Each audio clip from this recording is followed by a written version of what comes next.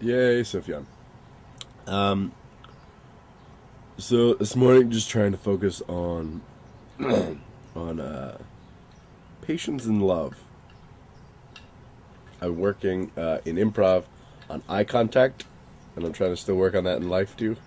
But in God, I am working on patience first and foremost, and love. Um, it just I'm trying to come back around, trying to because I'm focusing on myself the past 4 or 5 days, maybe even longer, as I've just been suffering through various minor afflictions, and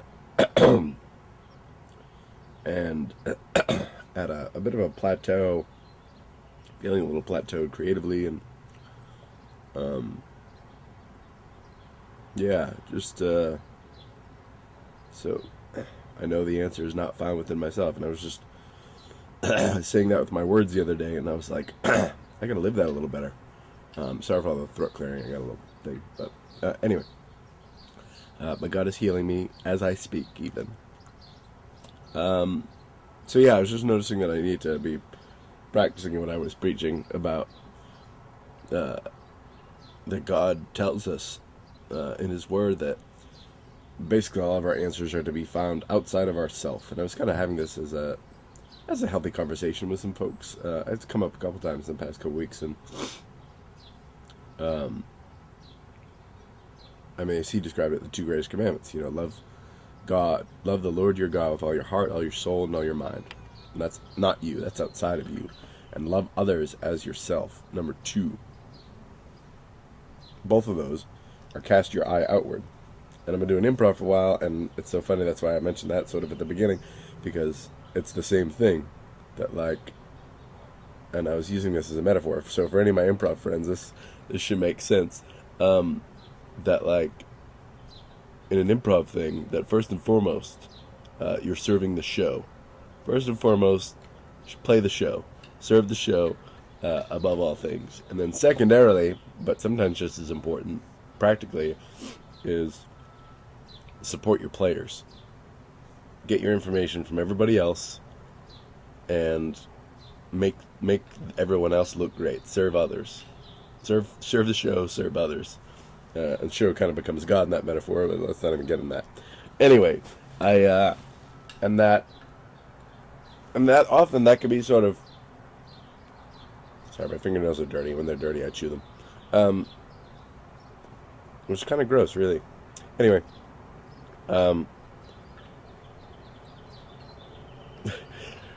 which is kind of contradictory, I think. This whole turning outward is very contradictory to, like, what we might think, what our natural instinct would be.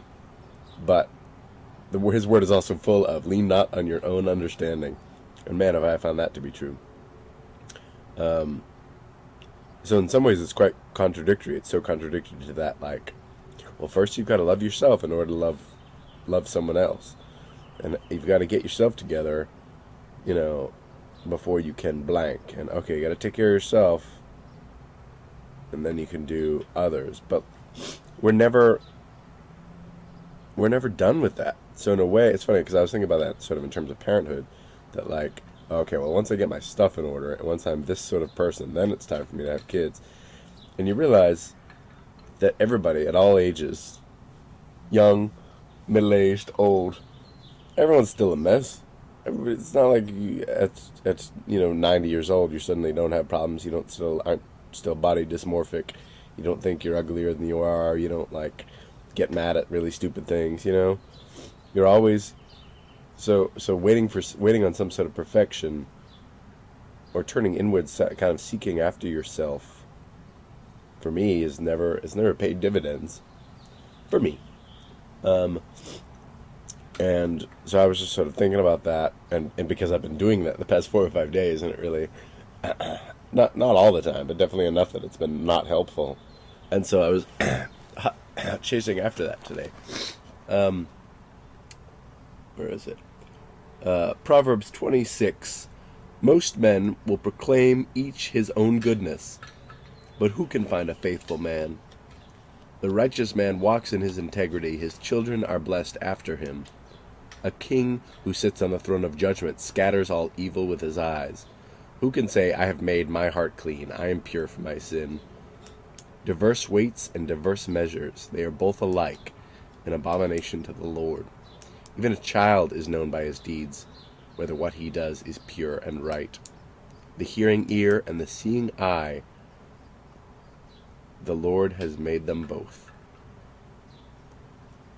The hearing ear and the seeing eye. I love that, because to me isn't that the simplicity of love in many ways? To listen to someone, to see them, to look upon them, to look into their eyes, and then to touch them. Really just use all your senses, however you perceive the world. And I know everyone perceives the world differently and uses different senses, but I just think that was quite beautiful.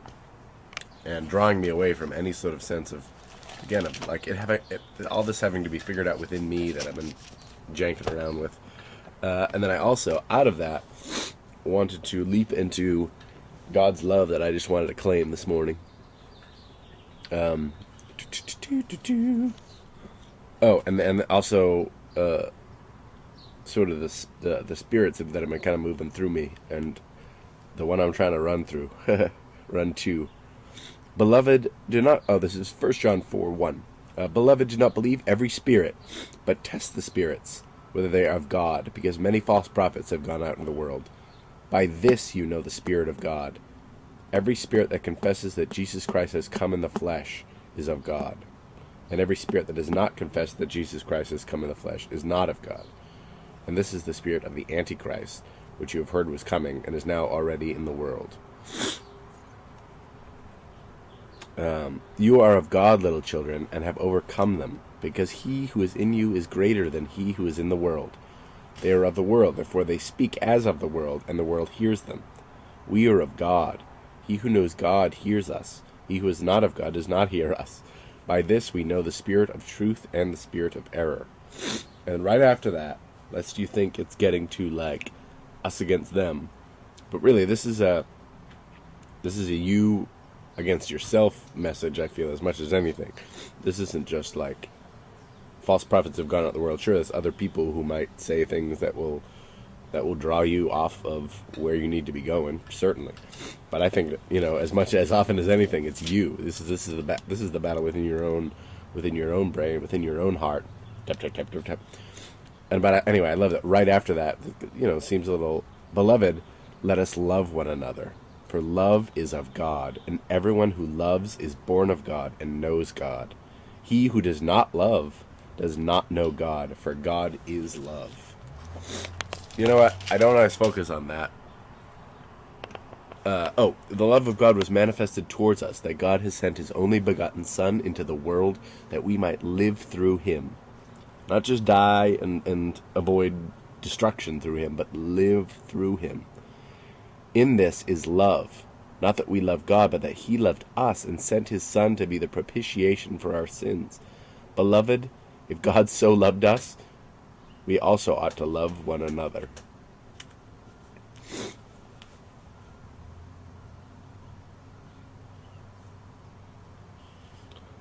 It's pretty monumental, and I love it. So, that's my message for today. Not even worrying about my love right now, but to love one another. What could be cooler?